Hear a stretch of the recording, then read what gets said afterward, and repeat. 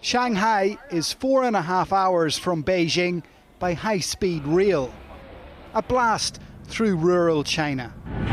Speaking as he arrived there this evening, Micheál Martin said he was hopeful that the suspension of Irish beef exports to China could be tidied up relatively quickly, certainly much quicker than the previous incident of atypical BSE.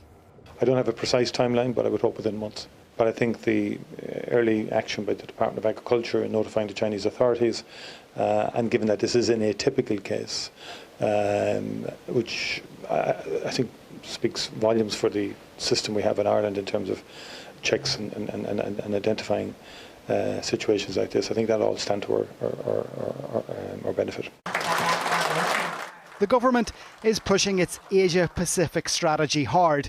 Last night in Beijing, the Tánaiste stressed the room to grow Irish trade with China. Again this morning, talking to students at the Irish Studies Centre in Beijing, he delivered a similar message. The taste for all things Irish is on the up here. But the news from home about this suspension of beef exports presented a speed bump. This is a major blow for Irish beef farmers, given the level of potential growth that is on offer for them here. But it seems that any resolution, any decision on a re-entry to the Chinese market is a decision for the Chinese authorities themselves. Irish farmers will certainly be hoping this is resolved quickly. Now, the export of Irish beef to China had only resumed in January of this year after a similar discovery in 2020. Let's go live now to Shanghai to our economics correspondent Paul Coggan. And Paul, this really is a terrible timing as the Tánaiste is on a trade mission there.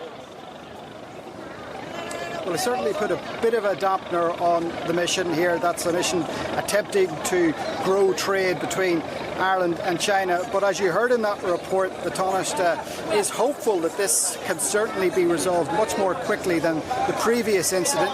It was identified back in May 2020, and as you say, it was only earlier this year that Irish beef was allowed back into the Chinese market. Board BSE had launched a campaign here in April to promote Irish beef.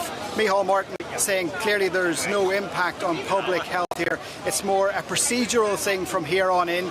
This was a voluntary disclosure by the Irish authorities. They identified it, they alerted the Chinese. So the Chinese will now have to assess how they deal with it.